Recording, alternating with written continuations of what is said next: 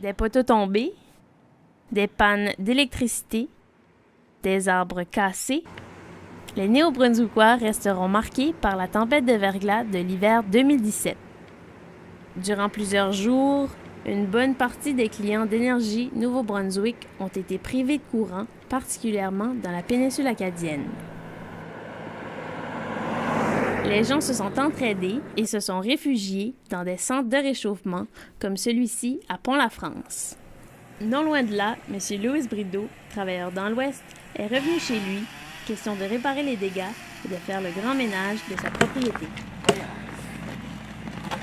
Il se dit qu'il faut voir la situation de bon œil et qu'il faut encourager les travailleurs d'Énergie Nouveau-Brunswick qui nettoient toujours les ravages causés par le verglas. On est resté positif. Tout va mieux. C'est quand tu parles au gars du chemin, oh, ça va, ben, bonne journée, au travail avant. Tu faut que tu les encourages. Non. Si tu t'en vas, tu les calmes. Hein, qu'est-ce qui va se passer? Ça va être plus slow, hein? De son côté, Serge Basque, monteur de ligne à Énergie Nouveau-Brunswick, se ravit de voir la solidarité et la compréhension des gens. Moi, j'ai vécu des belles expériences là-dedans, dans le sens que dans ce chaos-là, les gens devenaient authentiques. Ils laissaient tomber leur protection, ils revenaient à l'essentiel, si tu veux. Les gens nous demandaient, voulez-vous du café? On sait que vous travaillez fort, on vous apprécie. Lorsque l'on demande aux deux hommes si une telle tempête peut se reproduire, on voit les hivers changer.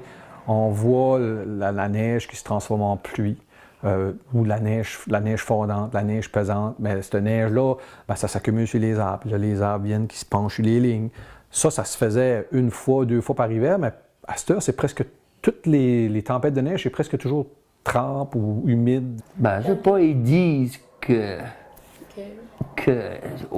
plus tard, quand on aurait peut-être d'eau, les changements climatiques, ces affaires-là, c'est les gens qui se font.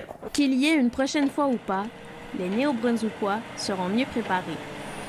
C'était José Basque pour le téléjournal Infocom, Tracadie.